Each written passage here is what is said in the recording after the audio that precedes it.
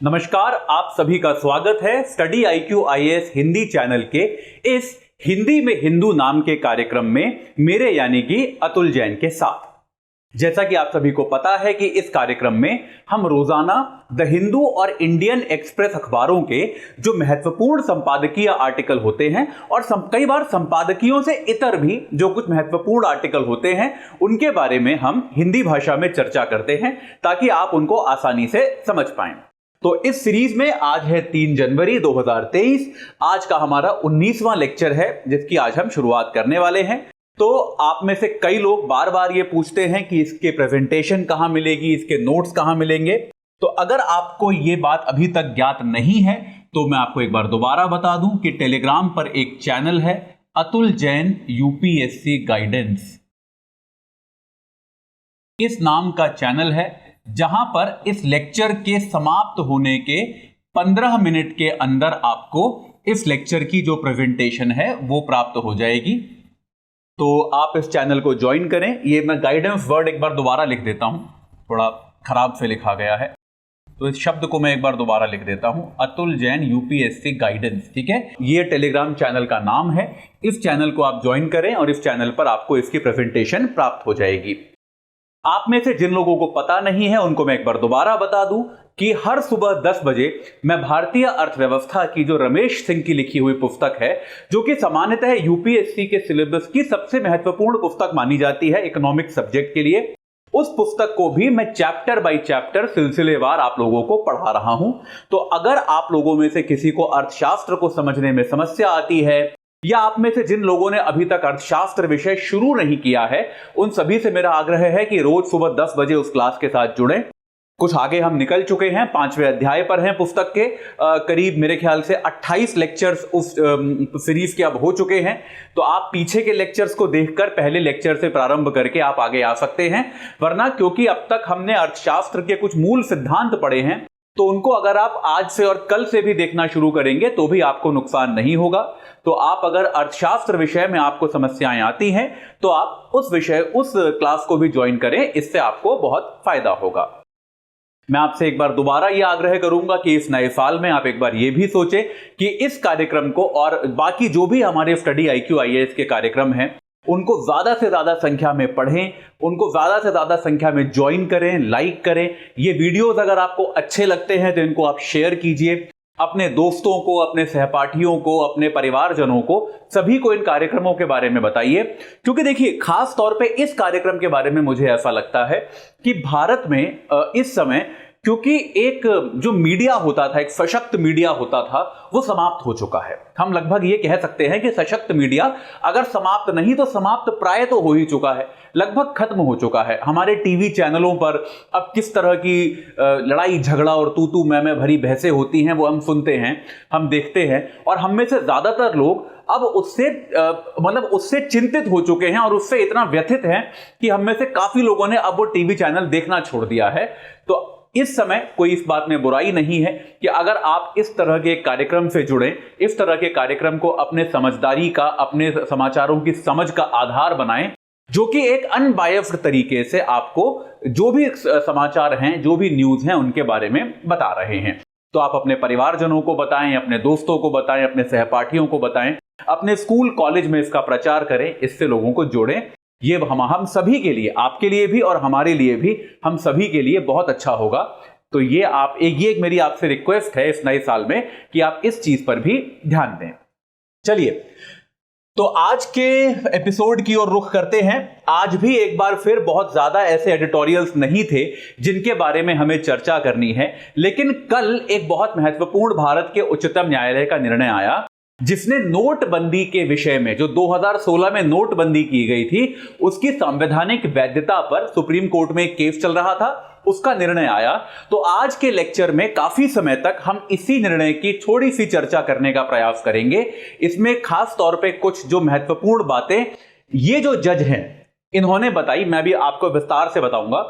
उसके बारे में भी हम चर्चा करेंगे और कुछ अन्य खबरें हैं जिनको हम संक्षेप में पढ़ेंगे। और उसके बाद अगर समय बचता है, मैं आपको प्रारंभ में ही बता रहा हूं, उसके बाद अगर समय बचता है आज हमारे पास, तो आप में से बहुत लोग कमेंट्स में पूछते हैं कि नोट्स कैसे बनाने हैं।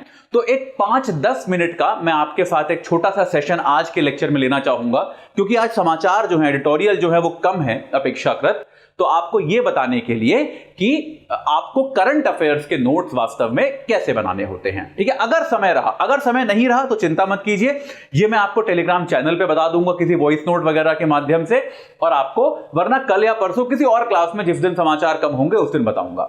ठीक है, तो हम सभी को पता है कि 8 नवंबर 2016 को अचानक से रात को 8 बजे भारत के प्रधानमंत्री ने टेलीविजन पे यह अनाउंस किया कि 500 और 1000 के जो नोट हैं भारत में, वो अब से लीगल टेंडर नहीं रहेंगे। यानी कि वो नोट जो हैं वो रात के 12 बजे के बाद से मात्र कागज के टुकड़े बन जाएंगे। तो देखिए, इस बात को आप समझिए कि कोई भी नोट जो होता है, करेंसी नोट, वो वास्तव में कागज का टुकड़ा ही होता है। उसकी कीमत क्यों होती है? क्योंकि सरकार इस बात का आश्वासन देती है कि भाई ये जो नोट, ये जो कागज का टुकड़ा आप लेकर चल रहे हैं, भारत की 500 मुद्रा या 1000 मुद्रा जो है, ये इसकी कीमत उतनी है। तो सरकार ने क्या घोषणा की कि आज रात 12 बजे से हम अपना वो आश्वासन इन कागज के टुकड़ों से हटा लेंगे। हम जो हमारा ये आश्वासन ही है जो इन नोटों को इनकी कीमत देता है। भारतीय रिजर्व बैंक का वो आश्वासन है, आपने देखा होगा हर नोट पे लिखा होता है, मैं धारक को इतने रुपए अदा करने का वचन देता हूं, ऐसा लिखा होता है। नीचे आरबीआई गवर्नर के दस्तखत होते हैं। तो ये जो आश्वासन है कि ये कागज का टुकड़ा जो है, इस पर आरबीआई गवर्नर आश्वासन दे रहा है कि भाई इसकी कीमत इतनी है। अगर आपकी जेब में एक कागज का टुकड़ा है तो आपके पास भारत का जो मुद्रा है, रुपया, उसमें इतने रुपए की क्रय शक्ति आपके पास है। तो सरकार ने कहा कि हम भाई ये क्रय शक्ति जो है उस कागज के टुकड़ों से हम आज रात 12 बजे हटा लेंगे। रातों रात उस निर्णय से देश की 86% के आसपास जो टोटल करेंसी थी, टोटल मुद्रा जो बाजार में थी, वो कागज का टुकड़ा बन गई। आप में से बहुत लोगों ने वो समय देखा होगा, आप में से बहुत लोगों ने उस समय समस्याएं झेली होंगी। हम सबके पास कैश होता है, मुझे अपना याद है, उसके एक दिन पहले ही मैं किसी कारणवश 10,000 रुपए निकाल के लाया था, और अब मुझे चिंता हुई कि यार अब मैं 10,000 रुपए का क्या करूंगा।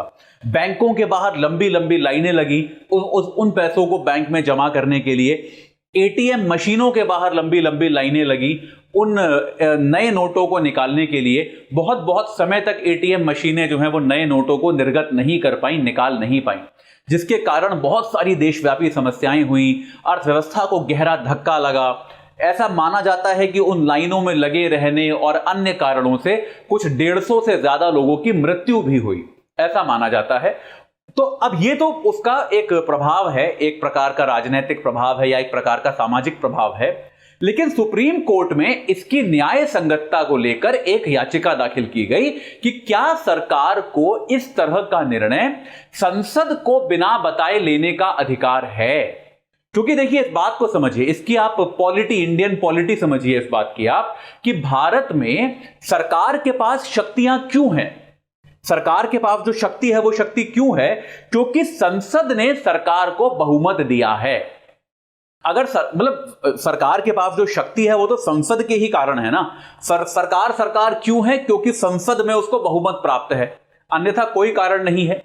तो इसकी जो कानूनी वैधता है कि जिस तरह से सरकार ने संसद को बताए बिना रिजर्व बैंक ऑफ इंडिया के एक एक्ट का सहारा लेकर यह निर्णय लिया, यह कानूनन तौर पे वैध है या नहीं है।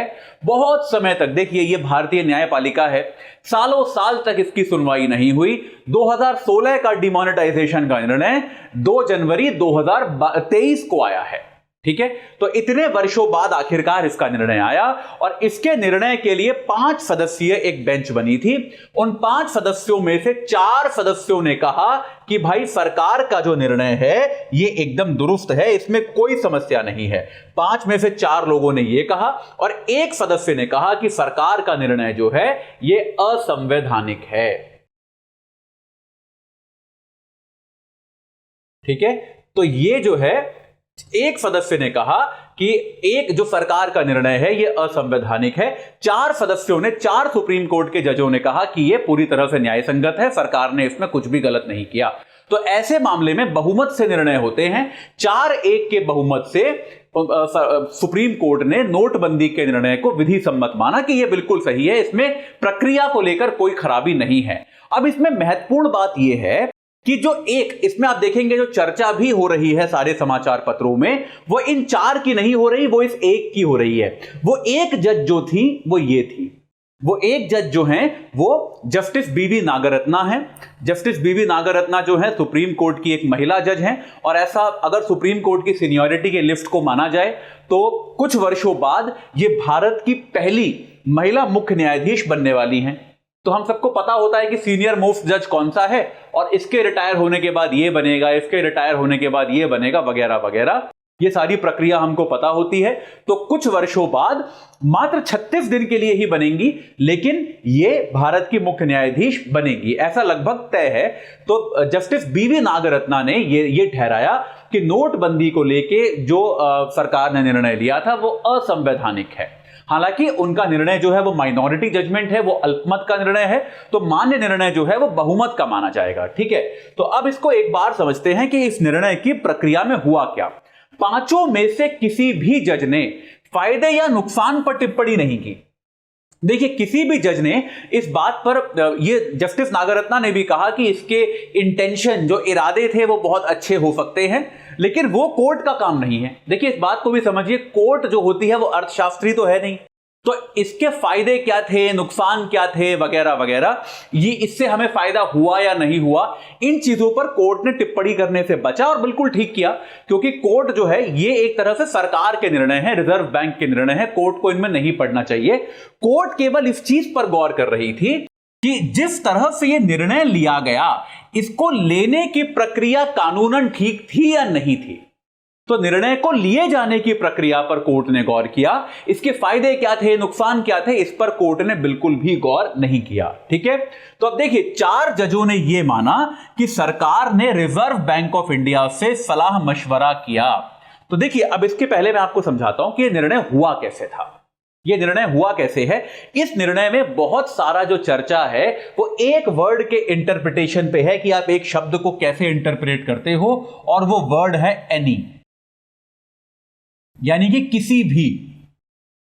इस शब्द के इंटरप्रिटेशन पर सारा मामला टिका हुआ है। तो रिजर्व बैंक ऑफ इंडिया का जो कानून है, आरबीआई एक्ट, उसका एक सेक्शन 26(2) है। ठीक है, ये आपको सेक्शन नंबर वगैरह याद रखने की आवश्यकता नहीं है, ये मैं आपको पहले भी बता चुका हूं। ये चीजें आपको याद रह जाएं तो बहुत अच्छी बात है, नहीं रहे तो आप फालतू में दिमाग पर जोर मत डालिएगा कि 26(2) मुझे रटना है। तो आरबीआई के सेक्शन 26(2) में क्या लिखा हुआ है, उसमें लिखा हुआ है कि आरबीआई की अनुशंसा पर, आरबीआई की सलाह पर सरकार क्या कर सकती है, या फिर आरबीआई क्या कर सकता है कि मतलब आरबीआई सरकार आपस में सलाह मशवरा करके किसी भी, यानी कि they can declare any series of notes not to be a legal tender, they can demonetise any series of notes, कि वो किसी भी सीरीज के नोटों को वो विमुद्रीकृत कर सकते हैं। ठीक है, वो ऐसा कर सकते हैं कि कोई भी एक सीरीज के नोट हैं, तो ऐसा कर सकते हैं कि आज से कल से ये हमारे लीगल टेंडर नहीं रहेंगे। तो 4 जजों ने यह माना कि जब इसमें एनी कहा गया है तो एनी का मतलब ऑल भी हो सकता है, यानी कि किसी भी का मतलब सारे भी हो सकता है। ठीक है, यह एक सामान्य कानून है कि आप अगर किसी को भी गलत ठहरा सकते हो, आप अगर किसी भी एक सीरीज के नोट को आप विमुद्रीकृत कर सकते हो, उनकी नोटबंदी कर सकते हो, तो आप किसी भी, बहुत सारे किसी भी को जोड़ दो तो आप सारे को भी विमुद्रीकृत कर सकते हो पूरी तरह से, ऐसा उन्होंने माना। ठीक है, बात समझ में आई कि नहीं आई, मैं एक बार दोबारा समझाता हूं। ठीक है, आप ऐसा मान लीजिए कि आपसे कहा गया है, एक फ्रूट बास्केट है, आपको एक फलों की बास्केट दी गई, उसमें सेब हैं, संतरे हैं, अनार हैं, केले हैं, और 10-5 तरह के फल डाल लो आप, और आपको कहा गया है कि आप इसमें से किसी भी फल को खा सकते हो। ठीक है, तो 4 जजेस ने इसका जो इंटरप्रिटेशन किया वो ये किया कि आप ये सारे फल भी खा सकते हो, क्योंकि आप तो किसी को भी खा सकते हो। समझ में आया कि नहीं आया?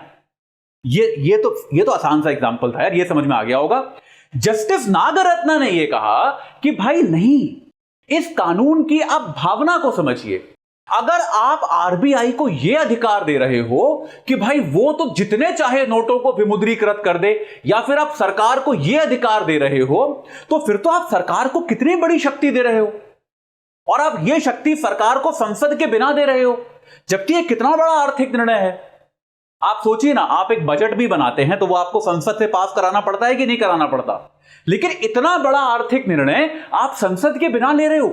अगर आप एनी को ऑल में भी पढ़ रहे हो, अगर आप किसी भी को आप ये मान रहे हो कि सभी भी इसका तात्पर्य है, फिर आप ये कह रहे हो कि ऐसे निर्णय के लिए संसद की कोई जरूरत ही नहीं है, सरकार रिजर्व बैंक के साथ मिलकर यह निर्णय ले सकता है। तो यह अगर हम इंटरप्रिटेशन लगाएंगे तब तो सरकार के पास असीमित शक्ति हो गई कि नहीं हो गई, और इस पूरी प्रक्रिया में संसद का तो कोई रोल ही नहीं है। तो हम एक संसदीय लोकतंत्र हैं, हमको इसको ऐसे नहीं पढ़ना चाहिए। नागरत्ना जी ने यह कहा कि भाई ये जो कानून बनाया गया है ये कुछ विशेष परिस्थितियों के लिए है, कि आपको मालूम चला कि भाई एक सीरीज का नोट है, उसमें नकली नोट बहुत बन रहे हैं, या उसमें कुछ समस्या आ रही है, तो आप उसको विमुद्रीकृत कर सकते हो। यह विशेष परिस्थितियों के लिए बना कानून है। इसका मतलब यह नहीं है कि आप सारे के सारे नोटों को विमुद्रीकृत कर दो और आप कह दो कि भाई देखो आरबीआई के सेक्शन 26(2) में ऐसा लिखा है तो हमको पूरा अधिकार है, हम तो कर सकते हैं। यह नागरत्ना जी का इंटरप्रिटेशन था कि भाई ये आपको इस बात का ध्यान रखना है, एक तो एनी जो है वो ऑल के बराबर नहीं है। बाकी 4 जजों ने कहा कि क्योंकि फिर वही बात कि आपको फ्रूट बास्केट में से कोई भी फल खाने का अधिकार है, मतलब आपको सारे फल खाने का भी अधिकार है, कि आप सारे के सारे नोटों को भी विमुद्रीकृत कर सकते हो, इसमें किसी प्रकार की कोई समस्या नहीं है। ठीक है, ये एक बहुत मेजर आर्ग्यूमेंट है। आप याद रखिएगा कि एनी और ऑल का जो फर्क है, ये एक सबसे बड़ा मुद्दा है इस जजमेंट में, कि आरबीआई एक्ट के सेक्शन 26(2) में जो वर्ड एनी लिखा गया है, क्या उसका मतलब ऑल भी है या नहीं है। नागरत्ना जी ने बोला कि इसका मतलब ऑल नहीं है, बाकी सारे जजेस ने बोला कि इसमें हम ऑल को भी सम्मिलित मान सकते हैं। यह हो गया पहला मेजर पॉइंट। ठीक है, ये समझ में आ गया, इसको लिख लीजिएगा, ये काम का है। ठीक है, चलिए आगे बढ़ते हैं। इसके अलावा अच्छा, ये यहां पे जो असहमत जज थी बीबी नागरत्ना थी, मैं आपको पहले ही बता चुका हूं।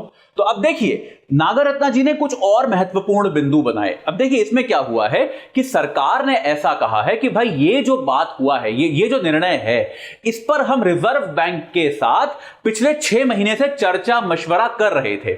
हम रिजर्व बैंक से पूछ रहे थे कि क्या ऐसा कर सकते हैं, रिजर्व बैंक अपने विचार दे रहा था, हम उस पर अपने विचार दे रहे थे, कुछ सलाह मशवरा चल रहा है। हालांकि यह सलाह मशवरा आरटीआई के अंदर नहीं आता, तो यह सलाह मशवरा चल रहा था कि नहीं, यह आपको हमारी बात माननी पड़ेगी कि यह चल रहा था। इसका कोई हम सबूत आपको नहीं दिखा सकते, पर यह सलाह मशवरा चल रहा था, ऐसा सरकार ने कहा है। जजों ने यहां पर सरकार की बात मानी है। इसके अलावा इसमें देखिए आरबीआई एक्ट जो है, नागरत्ना जी का एक और इंटरप्रिटेशन इसमें है, जस्टिस नागरत्ना का। उन्होंने यह कहा कि अगर आरबीआई एक्ट के अंतर्गत कोई चीज है, उसके तहत यह कहा गया है कि आरबीआई की अनुशंसा पर सरकार ऐसा कर सकती है, तो प्रस्ताव की शुरुआत आरबीआई की तरफ से होनी चाहिए ना। आप समझ रहे हैं कि नहीं, मतलब ये आप समझ रहे हैं कि नहीं, कि अगर यह कहा गया है कि आरबीआई के रिकमेंडेशन पे, आरबीआई की अनुशंसा पे सरकार जो है मुद्रा को विमुद्रीकृत कर सकती है, तो प्रस्ताव की शुरुआत कहां से होनी चाहिए, सरकार से कि आरबीआई से? क्योंकि सरकार तो वो काम करेगी, सरकार उस काम पे निर्णय लेगी, अनुमोदन तो आरबीआई करेगा ना, तो शुरुआत आरबीआई को करनी चाहिए। लेकिन यहां पर क्या हुआ, आरबीआई ने अपने लेटर्स में साफ साफ लिखा है कि on the advice of the government, यानी कि सरकार की सलाह पर, on the wishes of the government, सरकार के कहने पर। यानी कि यह स्पष्ट है कि ये जो व्यवस्था थी ये पहले सरकार से आई, फिर आरबीआई तक गई, फिर आरबीआई ने इसको बस सहमति दी और सरकार ने दोबारा इसको लागू कर दिया। ये ऐसा हुआ। तो नागरत्ना जी को इसमें भी समस्या है कि शुरुआत आरबीआई से होनी चाहिए थी। अगर सरकार से शुरुआत हो रही है तो यह प्रक्रिया के खिलाफ है, यह प्रक्रिया का उल्लंघन है। इसके अलावा नागरत्ना जी कहती हैं कि शुरुआत सरकार से हुई, वो आरबीआई के पास गया, और जो हमको दिखाई पड़ता है, जिसके हमारे पास डॉक्यूमेंट्स हैं, कि आरबीआई के बोर्ड को इस चीज पर निर्णय लेने के लिए 24 घंटे से भी कम समय दिया गया। यानी कि आरबीआई के बोर्ड ने 24 घंटे से भी कम समय में निर्णय लेके कह दिया हाँ ठीक है, आप इसको आगे बढ़िए। इतना बड़ा डिसीजन, इतना बड़ा निर्णय जो देश की 86% करेंसी को हटाने वाला है, उस डिसीजन में आपने एक दिन का समय लिया, आपने मात्र 24 घंटे का सलाह मशवरा किया। इस पर भी नागरत्न जी को आपत्ति है कि यह नहीं होना चाहिए। आरबीआई को डिलिबरेशन जो है, अपने जो विचार विमर्श है, उसके नोट्स हमको देने चाहिए कि कितने दिन लगे, कितनी बार वो मीटिंग हुई, कितनी बार ये लोग आपस में बैठे, चर्चा हुई, उन मीटिंग्स के मिनट किधर हैं। यानी कि आपने जो मीटिंग की उसमें किस किस ने क्या क्या विचार दिए, उन विचारों को आपने सरकार को बताया कि नहीं, या फिर किसी का कोई विचार ही नहीं था, आरबीआई बोर्ड ने कहा हाँ बहुत अच्छा हम कर देते हैं आज के आज। ऐसा तो नहीं होना चाहिए ना। बड़ा निर्णय है, किसी भी बड़े निर्णय में कुछ तो समय लगता है, उसके सोच विचार में उसके प्रभाव क्या होंगे, उसको जोड़ने घटाने में कुछ समय तो लगेगा। आपने एक ही दिन में 24 घंटे में पूरी प्रक्रिया खत्म कर दी। अभी हाल ही में एक और केस में सुप्रीम कोर्ट ने इस प्रकार की बात कही थी, किसमें याद कीजिए, चुनाव आयोग के जो चुनाव आयुक्त के नियुक्ति में, कि आपने 24 घंटे के अंदर एक व्यक्ति को पूरी तरह से जांच परख लिया और उसको नियुक्त भी कर दिया। ऐसा कैसे हो गया? इस नियुक्ति में समय क्यों नहीं लगा? कि थोड़ा आपने 2 4 5 दिन 10 दिन क्यों नहीं लिए इस काम में? तो ये जो है, ये में एक महत्वपूर्ण बात है कि आपने सोचने के लिए एक दिन से भी कम का समय लिया। अब देखिए, संवैधानिक व्यवस्था में रिजर्व बैंक ऑफ इंडिया को स्वायत्तता दी गई है, थोड़ी सी आजादी दी गई है, उसको स्वायत्तता दी गई है। सरकार के सीधे सीधे नियंत्रण से आरबीआई थोड़ा बाहर होता है। वो बाहर इसलिए रखा गया है कि कई बार सरकारें इस तरह के निर्णय ले सकती हैं। सरकारें ऐसे निर्णय ले सकती हैं जो हो सकता है विनाशकारी हो, गलत हो, नुकसानदायक हो। जो स्वायत्त संस्थाएं होती हैं, उनकी ये संवैधानिक ड्यूटी है, उनका ये संवैधानिक कर्तव्य है कि ऐसे जल्दबाजी और हड़बड़ी में लिए जा रहे निर्णय को रोके। कम से कम सरकार को सलाह दे, सरकार को आप रोक तो नहीं सकते, लेकिन कम से कम सलाह दे कि नहीं सर, ये आप जो कर रहे हैं ये सही नहीं है, एक काम करते हैं, पहले हम थोड़ा सा स्टडी करा लेते हैं कि इसका प्रभाव क्या पड़ेगा, क्या हमारे एटीएम मशीन इसके लिए तैयार हैं, क्या हमारे बैंक इसके लिए तैयार हैं, तो हम इस प्रकार की एक स्टडी करा लेते हैं। पर ऐसा, ये एक तरह से स्वायत्त संस्थानों की ड्यूटी होती है और निश्चित तौर से आरबीआई जो है वो अपनी इस ड्यूटी में फेल किया।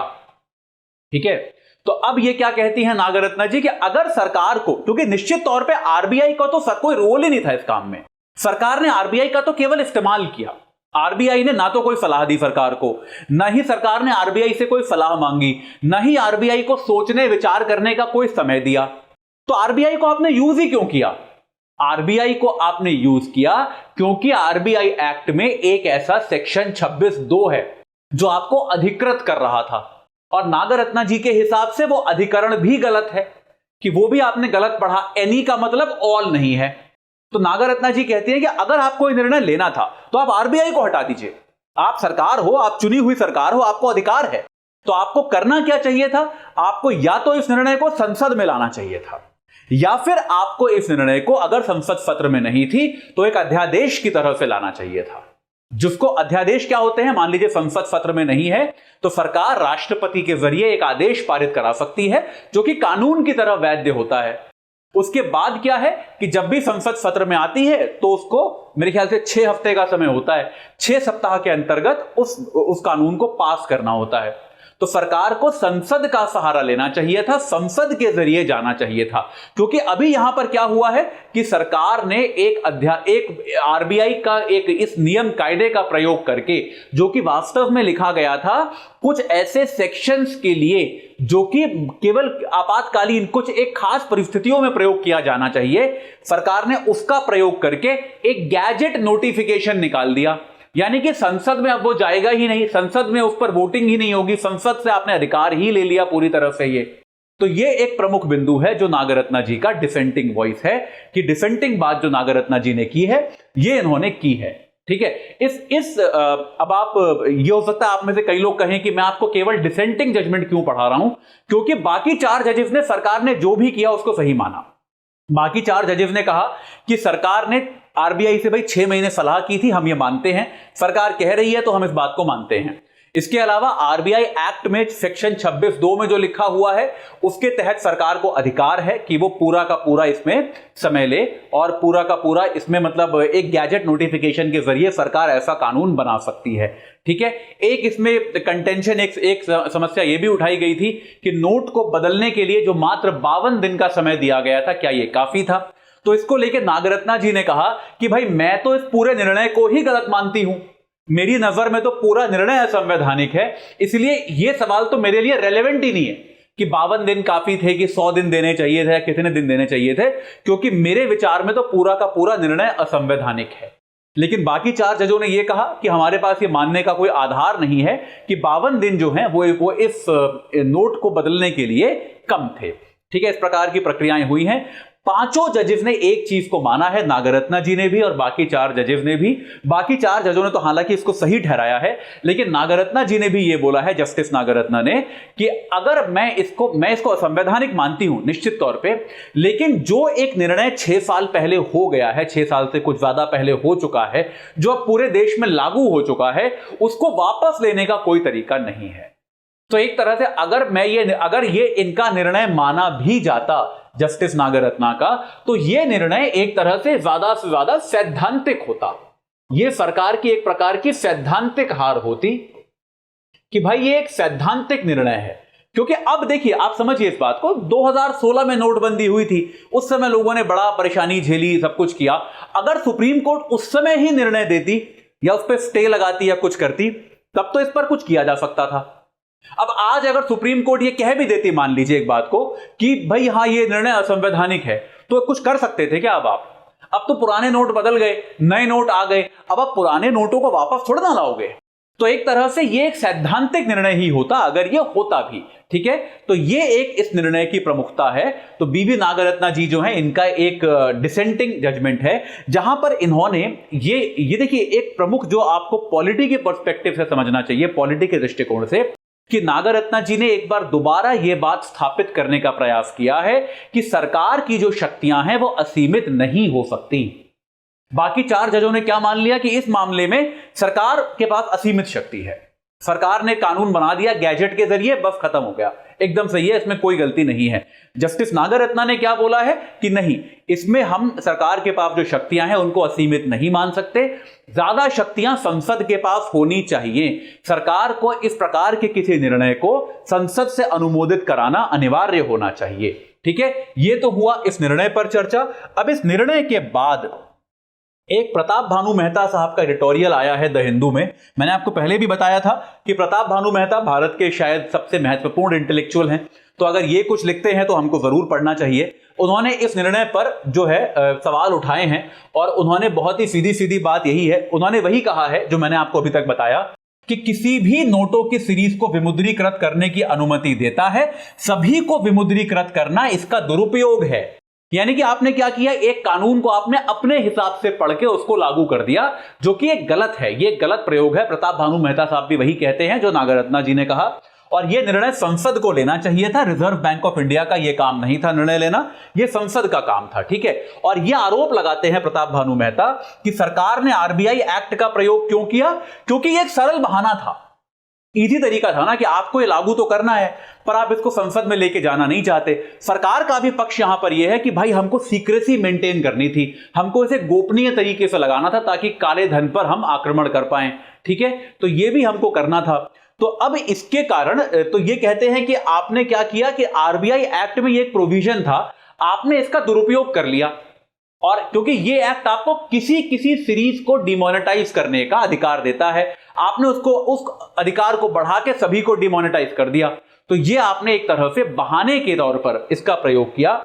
और इस निर्णय पर सबसे बड़ा फेलियर जो प्रताप भानु मेहता कहते हैं, वो कहते हैं कि रिजर्व बैंक ऑफ इंडिया का है, कि इस समय भारत में अनेकों संस्थान अपनी आवाज खो चुके हैं, अपनी आजादी खो चुके हैं। रिजर्व बैंक ऑफ इंडिया भी अपनी आजादी खोता नजर आ रहा है, और बोर्ड को, reserve bank of India board को अपनी आपत्तियां जरूर बतानी चाहिए थी कि भाई हमको इसमें ये आपत्तियां हैं, उनको दर्ज कराना चाहिए था। ठीक है, और साथ के साथ प्रताप भानु मेहता ये भी कहते हैं कि देखिए भारत की जो न्यायिक प्रक्रिया है, आप इस बात को समझिए, आपको पढ़ाया जाएगा कि 2 चीजें होती हैं, आपको पॉलिटी में पढ़ाया जाएगा, एक होता है प्रोसीजर एस्टैब्लिश्ड बाय लॉ और एक होता है ड्यू प्रोसेस ऑफ लॉ।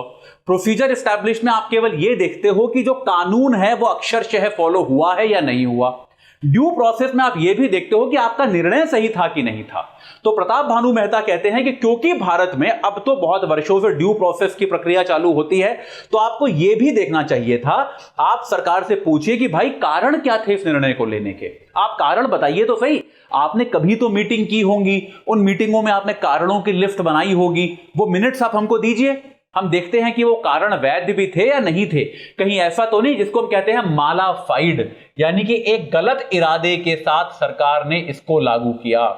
तो इस तरह से प्रताप भानु मेहता जो हैं, वो जो इसमें माइनॉरिटी व्यू है, अल्पमत का व्यू है जस्टिस नागरत्ना का, उसका समर्थन करते हैं और इस निर्णय की वो आलोचना करते हैं। ठीक है, लेकिन यह निर्णय आ चुका है, जो निर्णय आ चुका है वही सत्य है, वही हमको लिखना है। लेकिन आप कई बार बच्चे ये पूछते हैं कि क्या हम सुप्रीम कोर्ट के निर्णय की आलोचना कर सकते हैं? बिल्कुल पूरी तरह से आप कर सकते हैं, उसमें कोई समस्या नहीं है। लेकिन आपको याद ये रखना है कि आपकी आलोचना तार्किक होनी चाहिए। अगर आपकी आलोचना तार्किक नहीं है, आप सिर्फ ये कह रहे हैं कि नहीं नहीं ये तो सब चोर हैं, सबने गलत किया, इस तरह की आलोचना ना करें। आप अगर आलोचना कर भी रहे हैं तो एक तार्किक तरीके से आलोचना करें। ठीक है, तो यह हुआ नोटबंदी पर सुप्रीम कोर्ट के निर्णय पर हमारी एक छोटी सी चर्चा, जिसने आज के सेशन का लगभग आधा हिस्सा ले लिया है। ऐसा मुझे लग ही रहा था कि आज जो है आज के सेशन का आधा हिस्सा इसी चर्चा पर जाएगा।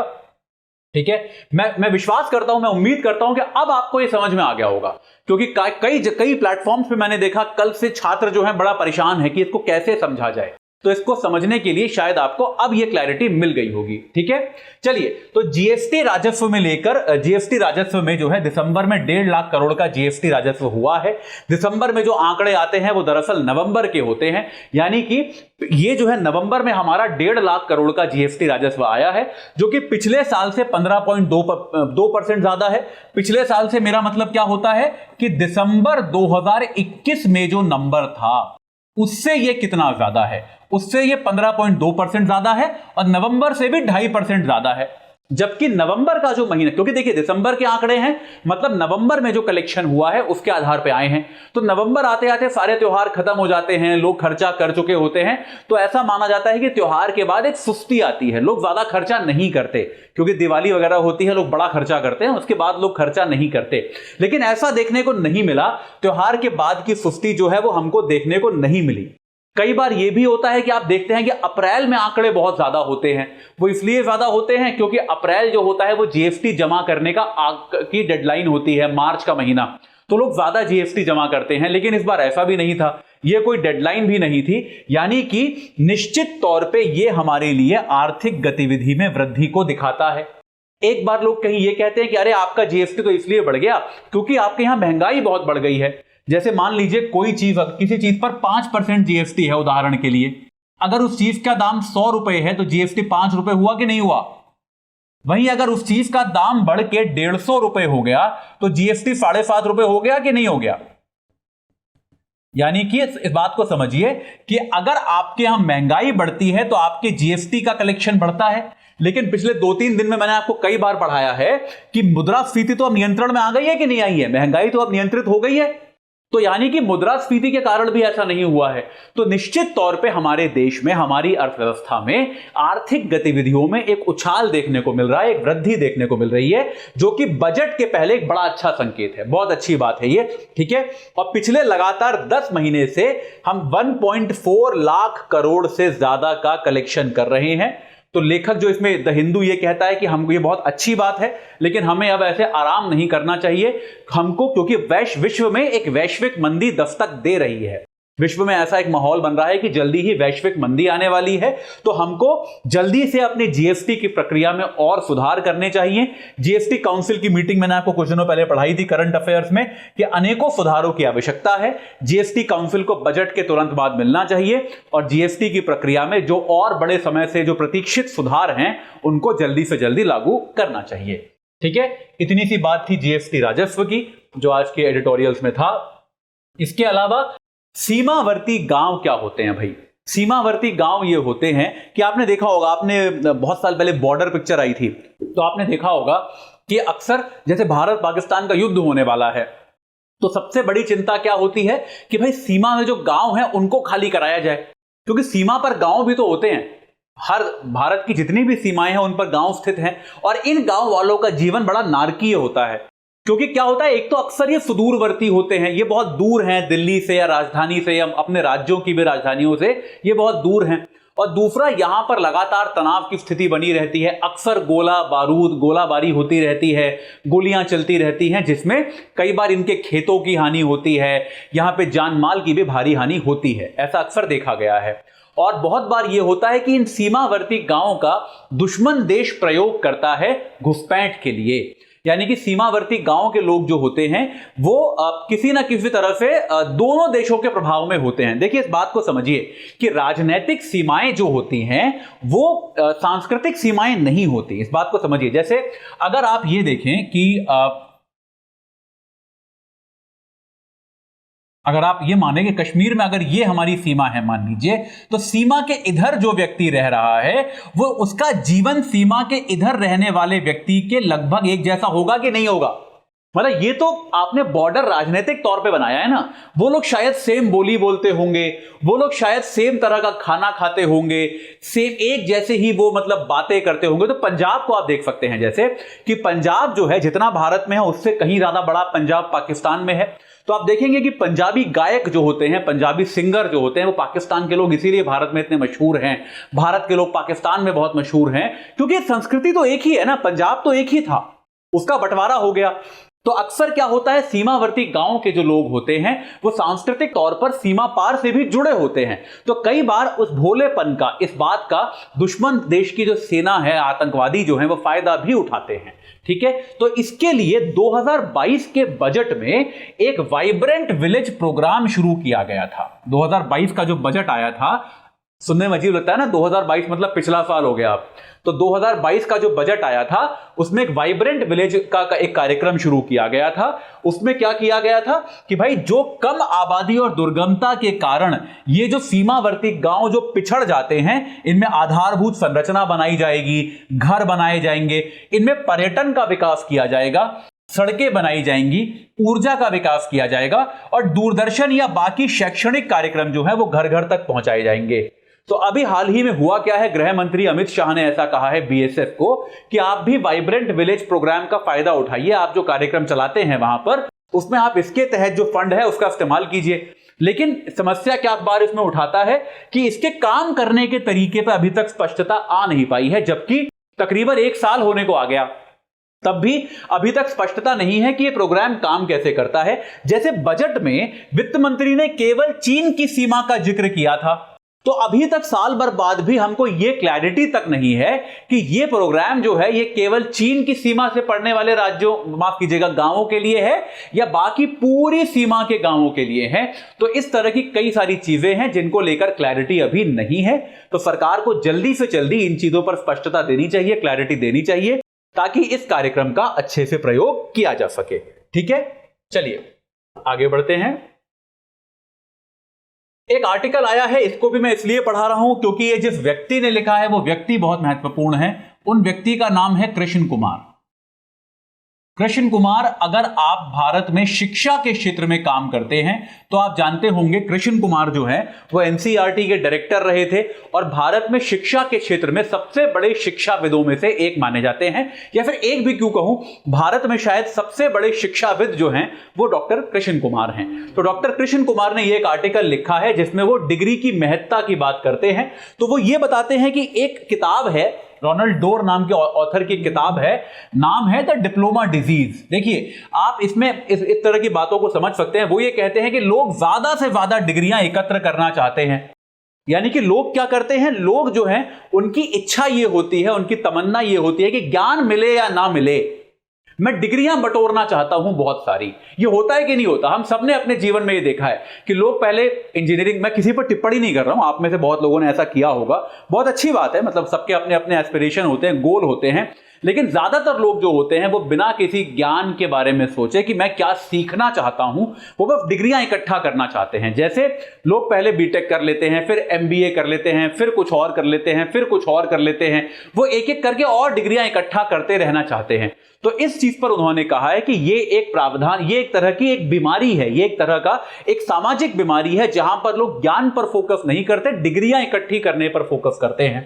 तो उसी आधार पर देव लाहिरी ने एक किताब लिखी है जिसका कवर मैंने यहां पर लगाया है। उसका नाम है द ग्रेट इंडियन स्कूल बाजार। यहां पर वो ऐसे ही स्कूल और कॉलेज में भारत में जो होता है उसके आधार पर ये बताते हैं। तो कृष्ण कुमार साहब जो हैं वो इस समस्या का थोड़ा सा आकलन करते हैं कि भाई इसमें हुआ क्या है, ऐसा क्यों होता है। तो वो ये कहते हैं कि देखिए है क्या कि भारत में शैक्षणिक कोर्स जो हैं वो इतने संकरे हैं कि व्यक्ति बहुत कम और बहुत विशिष्ट सीखता है। इस बात को समझिए, यानी कि क्या होता है कि आपने जो कोर्सेज बनाए हैं वो इतने नैरो हैं, इतने संकरे हैं कि आप आदमी को बस एक ही चीज सिखाना चाहते हो, बस और कुछ नहीं सिखाना चाहते, और वो एक चीज भी व्यक्ति ढंग से नहीं सीख पाता। ठीक है, आप एक चीज ही क्यों सिखाना चाहते हो? आपने अगर इलेक्ट्रॉनिक इंजीनियरिंग पढ़ी तो आपको केवल इलेक्ट्रॉनिक इंजीनियरिंग सिखाने पर ही फोकस किया जाता है। यह स्पेशलाइजेशन आप क्यों करते हो? क्योंकि आर्थिक महत्ता उसकी है कि कहीं ना कहीं आप पढ़ाई इसलिए करते हो। देखिए इस पूरी व्यवस्था पर कृष्ण कुमार प्रश्न उठाते हैं कि शिक्षा का मकसद यह बन गया है कि हम ये देखें कि मार्केट में किस चीज की डिमांड है। यह सच है, ये बात तो मैं मानता हूं, आप सब भी मानेंगे कि हम सभी उस तरह के कोर्सेज पढ़ना चाहते हैं जिनकी मार्केट में डिमांड हो। ठीक है, ये बात आप मानते हैं कि नहीं मानते? मतलब अगर मैं आपको एग्जांपल देता हूं कि मैं जब स्कूलों में, मैं आज से बहुत साल पहले स्कूलों के साथ प्रोजेक्ट्स करता था। मेरी अपनी एक छोटी सी कंपनी थी जो स्कूलों में बच्चों को न्यूज़पेपर पढ़ाती थी। तो मैं जब स्कूल में जाके बच्चों को बोलता था कि अखबार पढ़ा करो, मैं उनको अखबार पढ़ाता था, अखबार को मनोरंजक बना के उनको पढ़ाता था। तो आप सोचिए अक्सर बच्चे या उनके माता पिता, या फिर कई बार जब मैं एक स्कूल से बात करना चाहता था कि मैं आपके स्कूल में प्रोग्राम कराना चाहता हूं, तो स्कूल के प्रिंसिपल तक यह सवाल पूछते थे कि अखबार पढ़ने से नौकरी मिलने में क्या फायदा होगा। मतलब आप स्कूल के स्तर से बच्चे को यही सिखा रहे हो कि नौकरी जिस चीज से मिलेगी वही आप पढ़ो, या फिर आप कॉम्पिटिटिव एग्जाम IIT JEE या मेडिकल या कोई और एग्जाम आप जिस चीज से क्लियर कर पाओगे वही पढ़ो। मैं उनको यह बोलना चाहता था कि आपके बच्चे का ज्ञान बढ़ेगा, वो एक ज्यादा बेहतर नागरिक बनेगा, लेकिन इसमें स्कूलों को इंटरेस्ट नहीं था। वो कहते थे नौकरी में क्या फायदा होगा, आप ये बताइए। तो इसी बात को कृष्ण कुमार कहते हैं कि कहीं ना कहीं हमारे शिक्षा अर्जन के जो कोर्स हैं वो बहुत संकरे हैं। हम उन्हें बस कुछ ही चीजें सिखाते हैं और उन्हीं कुछ चीजों को और बेहतर सीखने के लिए व्यक्ति अगले कोर्स में जाता है, फिर अगले कोर्स में जाता है, फिर अगले कोर्स में जाता है। यह प्रक्रिया लगातार चलती रहती है और हम सिर्फ आर्थिक महत्ता की ओर देखते हैं और किसी चीज की ओर देखते ही नहीं। तो 80 के दशक में एक बार यह विचार आया था कि शिक्षा को नौकरियों से असंबद्ध किया जाना चाहिए, कि आप क्या पढ़ लिख के आए हो इसका नौकरी से कोई संबंध नहीं होना चाहिए। लेकिन ऐसा हो नहीं पाया। हम सबको पता है कि भाई नौकरियों में आप कहां से पढ़े हो, क्या पढ़े हो, इसका महत्व होता है। हालांकि अब हम देखेंगे कि बहुत सारे ऐसे कोर्सेज आए हैं, आप देखेंगे कि आजकल ऑनलाइन कोर्स चल रहे हैं वगैरह वगैरह, जिसके जरिए बहुत सारी कंपनियां भी अभी कहती हैं, गूगल ये कहता है कि आपकी डिग्री हमारे लिए मैटर नहीं करती, आप कितना बता सकते हो, आप क्या सीखे हो, आपको क्या आता है, वो हमारे लिए मैटर करता है। लेकिन गूगल भी ये बस कहता है, अगर आप गूगल का स्टाफ देखें तो ज्यादातर लोग बड़े बड़े कॉलेजेस से पढ़कर ही आए हैं। ठीक है, तो ये एक प्रमुख बात है।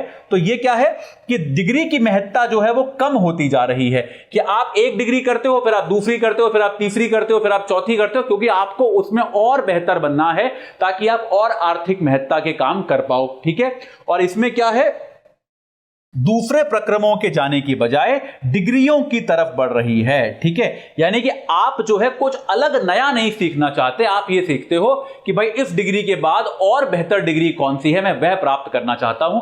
तो एक तरह से आपकी डिग्री की वैल्यू तो कम हो ही रही है ना। जैसे हम पहले कहते थे MBBS डॉक्टर बढ़िया होता है, अब हम कहते हैं MBBS डॉक्टर तो हर कोई है, अब MD भी करना पड़ता है। पहले हम कहते थे बीटेक मतलब आप बढ़िया इंजीनियर हो, अब बीटेक आप बढ़िया इंजीनियर नहीं माने जाते, अब आपको बीटेक, एमटेक, जो भी होता है PhD वगैरह, ये सब चीजें करनी पड़ती हैं। ठीक है, तो ये एक बात कही है कृष्ण कुमार ने। तो शिक्षा के क्षेत्र में अगर आपसे कभी भी पूछा जाए कि किस प्रकार के संकट हैं, तो आप इसका प्रयोग कर सकते हो। ये एक महत्वपूर्ण बात है, महत्वपूर्ण आर्टिकल है जिसका आपको प्रयोग करना चाहिए। ठीक है, इन किताबों का नाम भी आप ले सकते हो, कई बार इसका फर्क पड़ता है, आप इन किताबों का भी नाम लिख के आओगे तो एग्जामिनर को ऐसा लगता है कि आपने किताबें पढ़ी हैं, अगर आप मेंस या इंटरव्यू में उत्तर दे रहे हैं तो।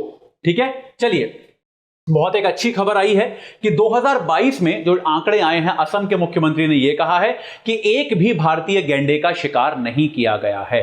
तो भारतीय गैंडा जो होता है यह बहुत कम जगहों पर मिलता है। भारतीय गैंडा केवल ब्रह्मपुत्र घाटी, उत्तरी बंगाल और दक्षिणी नेपाल में ही पाया जाता है। तो अगर मैं एक छोटा सा मानचित्र आपको प्लॉट करके बताऊं यहां पर, तो आपको ज्यादा बेहतर समझ में आएगा। एक छोटा सा मानचित्र बनाने का मैं प्रयास कर रहा हूं, इतना भी काफी था वैसे, लेकिन चलिए बना रहे हैं तो पूरा ही बनाते हैं।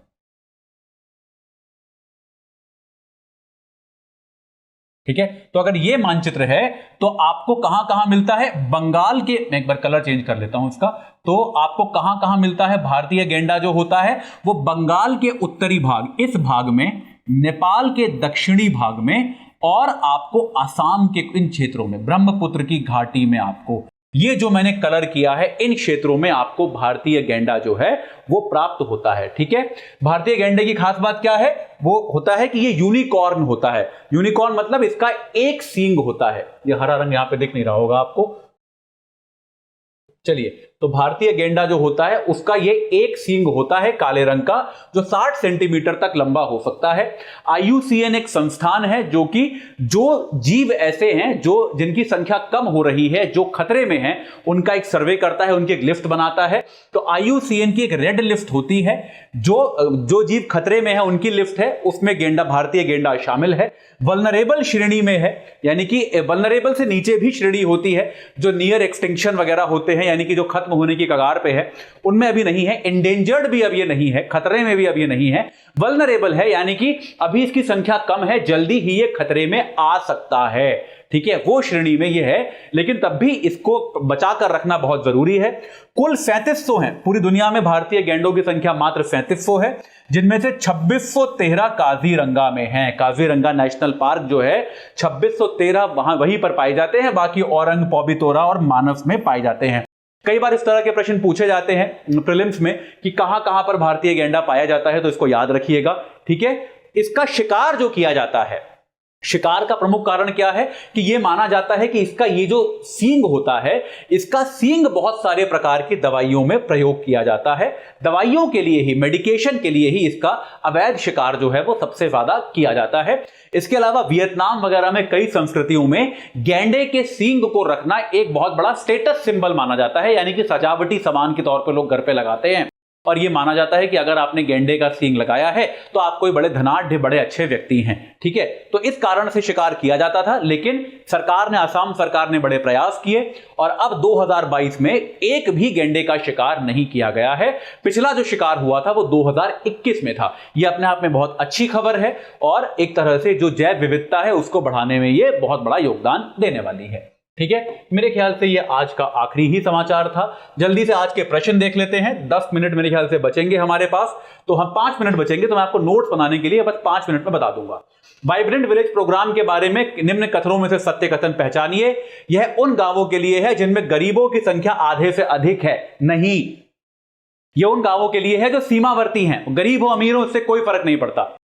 इसमें गांव में स्वरोजगार पर बल दिया जाता है, यह भी गलत है। मैंने आपको बताया था, आधारभूत संरचना, आवास, इन सारी चीजों पे, सड़क हो गया, घर घर में दूरदर्शन पहुंचाना, इन सारी चीजों पर जोर दिया जाता है। तो दोनों कथन जो हैं वो गलत हैं। ठीक है, आगे बढ़ते हैं। निम्न कथनों में से सत्य कथन को पहचाने। भारतीय गैंडा सिर्फ असम में पाया जाता है। नहीं, आपको मैंने बताया बंगाल में पाया जाता है और यह नेपाल के उत्तरी भाग में भी पाया जाता है। इसका शिकार मुख्यतया दवाइयां बनाने के लिए किया जाता है, यह कथन सत्य है। तो इसमें दूसरा कथन सत्य है, पहला गलत है। अब एक बार सब्जेक्टिव प्रश्न आपको दे देता हूं। आज का सब्जेक्टिव प्रश्न है, विमुद्रीकरण आर्थिक निर्णयों में आरबीआई की भूमिका पर महत्वपूर्ण सवाल खड़े करता है। चर्चा कीजिए कि एक सही लोकतंत्र में आरबीआई की भूमिका क्या होनी चाहिए थी, वो है या नहीं है, वो रही या नहीं रही, इस पर आपको चर्चा करनी है। ठीक है, चलिए, ये तो हो गया आज का लेक्चर। अब एक बार, क्योंकि आप में से बहुत लोग बहुत बार पूछ चुके हैं, तो एक कुछ मिनट का समय मैं आपका लूंगा और बहुत संक्षेप में आपको यह बताने का प्रयास करूंगा कि आपको नोट्स कैसे बनाने हैं। ठीक है, यह मैं आपको एक बार बताने का प्रयास जो है करूंगा। देखिए, नोट्स बनाने के लिए आप याद रखें कि सबसे पहले आप एक नोटबुक खरीदें। वो नोटबुक कैसी होनी चाहिए? वो नोटबुक होनी चाहिए ये वाली, जिसमें एक नोटबुक आती है ना जिसमें 4 या 5 भाग होते हैं, जिसके 4 या 5 भाग होते हैं, है ना, वो वाली आप एक नोटबुक खरीद लीजिए और उस नोटबुक के भागों को आप क्लियरली मार्क कर लीजिए कि भाई नोटबुक के जो भाग हैं वो आप किस किस प्रकार से यूज करने वाले हैं, ये आप क्लियरली मार्क कर दीजिए। आपको भाग क्या बनाने हैं? एक भाग आपको बनाना है राजनैतिक खबरों का, राजनैतिक या फिर भारत की खबरों का, जो भारत पर आधारित खबरें हैं, ये पहला भाग होना चाहिए। दूसरा होना चाहिए अंतरराष्ट्रीय खबरों का, कि अंतरराष्ट्रीय खबरें जो भारत के विदेशों से संबंध है वो भी इसी में आ जाएंगे। तीसरा आपका होना चाहिए आर्थिक समाचारों का, ठीक है। चौथा आपका होना चाहिए विज्ञान से संबंधित समाचारों का। पांचवा अगर आप चाहते हैं तो आप बना सकते हैं कला एवं संस्कृति से संबंधित समाचारों का, ठीक है। इस प्रकार के 5 हिस्से आप अपनी नोटबुक के जरूर कीजिए, ठीक है। ये आपका पहला काम है। दूसरी बात यह है कि आप जब भी अखबार पढ़ रहे हैं, आप हर खबर के नोट्स जो बना रहे हैं वो आप बुलेट पॉइंट में ही बनाएं, ये याद रखिए। एक भी वाक्य मत लिखें। अक्सर मैं देखता हूं कि बच्चे क्या करते हैं, जो अखबार में लिखा होता है पूरा पूरा लिखना शुरू कर देते हैं। ये नहीं करना है, आपको केवल bullet point number 1, point number 2, point number 3, point number 4, बस इतना। और अगर ये आपकी, मान लीजिए ये आपका पेज है, ये आपका पृष्ठ है, तो आप उसके सिर्फ एक हाफ में ही नोट्स बनाएं। यहां पर आप नोट्स बनाएं और दूसरे हाफ को आप खाली छोड़ दें। खाली क्यों छोड़ रहे हैं? क्योंकि करंट अफेयर समय समय पर बदलते रहते हैं। जैसे मान लीजिए डिमोनेटाइजेशन पे एक निर्णय आया, ठीक है, आज एक निर्णय आया। अब क्या होगा, हो सकता है कल परसों इस पर कोई नई बात निकल के आए, कोई नया एडिटोरियल आए, ठीक है। तो अब आपने जब वो पढ़ा तो आप क्या कीजिए, आपने जैसे 2 जनवरी को डिमोनेटाइजेशन पर समाचार आया होगा, आपने उसके नोट्स बना लिए बुलेट पॉइंट्स में केवल, और एक बुलेट पॉइंट्स कभी भी एक वाक्य से लंबा नहीं होना चाहिए। तो आप क्या कीजिए, अब उसके बाद जो खबरें आई, मान लीजिए प्रताप भानु मेहता का आर्टिकल आया, मैंने आपको बताया, आज मैंने आपको क्या बताया कि एनी वर्ड के इंटरप्रिटेशन की समस्या थी भाई इसमें। तो एनी वर्ड वाली जो बात थी कि इसमें समस्या क्या थी, एनी वर्ड जो है, क्या एनी का मतलब ऑल हो सकता है कि नहीं, ये आप इस खाली स्थान में लिखते जाइए। यानी कि आपकी न्यूज जो है वो लगातार अपडेट होती रहेगी। और भी कई सारी चीजें हैं, जैसे आरटीआई के अंतर्गत आरबीआई की फाइलें नहीं आई, तो आरटीआई के अंतर्गत आना चाहिए या नहीं, आप चाहिए तो एक प्रश्न के तौर पे लिख लीजिए कि आरटीआई के अंतर्गत आना चाहिए था या नहीं आना चाहिए था। तो ये एक प्रश्न है जो आपके लिए हो गया। अब देखिए इससे फायदा क्या होता है, हो सकता है एग्जाम में आरटीआई पर सवाल आ जाए कि आरबीआई की सारी फाइलें आरटीआई के अंतर्गत आती हैं, तो आपको याद आएगा कि आपने करंट अफेयर्स में लिखा था कि यहां पर आरबीआई ने कहा था कि हम अपनी फाइलें नहीं देंगे आरटीआई के अंतर्गत। तो आपको यहां से याद आएगा कि नहीं, ये बात तो गलत है, तो आपका वो अपने आप उस प्रश्न का सही उत्तर दे पाएंगे, ठीक है। इस तरह से आपको लिखना है। जो कहीं प्रमुख कानून है, कोई प्रमुख प्रावधान है, जैसे आरबीआई एक्ट है या फिर संविधान का कोई प्रावधान है, आर्टिकल 25, 50 जो भी है, कोई भी प्रावधान है उसको हमेशा अंडरलाइन कीजिए और साथ के साथ यहां पर भी लिख लीजिए। मान लीजिए मैंने आपको पढ़ाया था ना, एक मंदिरों के रखरखाव पर एक आर्टिकल था, आपको कल परसों पढ़ाया था मैंने, तो उसमें कौन सा आर्टिकल था, आर्टिकल 25। तो यहां पर आप बस आर्टिकल 25 लिख के छोड़ दीजिए। इस न्यूज के आप बुलेट पॉइंट्स यहां बना लीजिए, आर्टिकल 25 यहां लिख के छोड़ दीजिए। आप जब भी इसको पढ़ेंगे आपको पता होगा यहां पे संविधान का कौन सा प्रावधान है, आर्टिकल 25। तो आप इतनी बार इसको देखते रहेंगे कि आपको ये जल्दी जल्दी याद होगा। एक चीज जो इसमें सबसे जरूरी है वो है कि हर सप्ताह अगर आप इसका रिवीजन नहीं कर रहे हैं तो ये पूरी प्रक्रिया आपके लिए बेकार है। ये बात आप याद रखिए, ठीक है। तो ये आपको याद रखना है। बहुत ही संक्षेप में इस तरह से आपको नोट्स बनाने हैं। ये एक बहुत महत्वपूर्ण बिंदु है जो आपको याद रखना है। अब जैसे मान लीजिए, एक उदाहरण ले लेते हैं छोटा सा। मान लीजिए कि अगर मान लीजिए हम आज का जो समाचार था, जो मैंने आपको आज बहुत विस्तार से पढ़ाया, आज का हमारा कौन सा समाचार था जो हमने विस्तार से पढ़ा, आज हमने नोटबंदी के बारे में पढ़ा। तो इसके लिए हम नोट्स कैसे बना सकते हैं, सुप्रीम कोर्ट ने 4-1 बहुमत से वैध ठहराया। बस ऊपर आपने हेडिंग डाल दी होगी ना कि नोटबंदी निर्णय, ये आपने हेडिंग डाली होगी, इतना काफी है, ठीक है। जजों के नाम याद करने की आपको कोई जरूरत नहीं है, ठीक है। तो असहमत जज के बिंदु, असहमत जज के बिंदु कि उन्होंने क्या क्या कहा, आपको उनके बिंदु लिखने हैं। पहला बिंदु क्या हो गया, आरबीआई एक्ट में एनी का मतलब ऑल नहीं। बस ये देखिए, क्योंकि आप पढ़ चुके हैं, आप समझ चुके हैं, तो आपको बस इतना चाहिए कि आप इसको पढ़ के आपको याद आ जाए अच्छा वो डिस्कशन क्या था। इसके अलावा आरबीआई ने कम समय लिया, ठीक है। तीसरा बिंदु क्या था, सरकार के पास असीमित अधिकार नहीं, सरकार के पास असीमित अधिकार नहीं।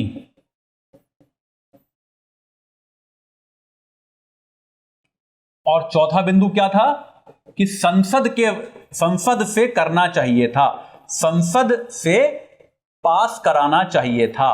बस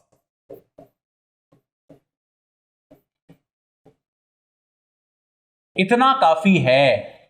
देखिए आप एक बार सोचिएगा, मैंने देखा है बच्चे नोट्स कैसे बनाते हैं, जजों के नाम लिखते रहते हैं कि गवई साहब थे इसमें, ये थे वो थे। कोई जरूरत नहीं है, इतने नोट्स आपके लिए काफी होते हैं जो आपको याद रखने होते हैं, ठीक है। तो इस प्रकार से आप नोट्स बनाइए। आगे कभी समय मिलेगा किसी और क्लास के बाद तो मैं आपको नोट्स कैसे बनाने हैं उस पर आगे थोड़ा सा और विस्तार से बताऊंगा। तो इसके साथ ही आज की क्लास को हम समाप्त करते हैं। जैसा कि मैं आपको बार बार बताता हूं कि अगर आपको इस क्लास की प्रेजेंटेशन चाहिए तो अतुल जैन यूपीएससी गाइडेंस इस नाम का टेलीग्राम चैनल है, अतुल जैन यूपीएससी गाइडेंस। इस टेलीग्राम चैनल को आप ज्वाइन करें और इस पर क्लास खत्म होने के 15 मिनट के अंदर क्लास की प्रेजेंटेशन आ जाएगी। सुबह 10 बजे मैं अर्थशास्त्र की भी क्लास लेता हूं, आप उसको भी ज्वाइन करें। और जैसा कि मैं बार बार कहता हूं, अगर आपको वीडियो अच्छा लगा तो आप इसको लाइक करें, शेयर करें, सब्सक्राइब करें, अपने मित्रों के साथ आप इसको शेयर करें, अपने परिवारजनों के साथ शेयर करें ताकि ज्यादा से ज्यादा लोग इसका लाभ उठा पाएं। आप सभी का मेरे साथ आज जुड़ने के लिए बहुत बहुत धन्यवाद।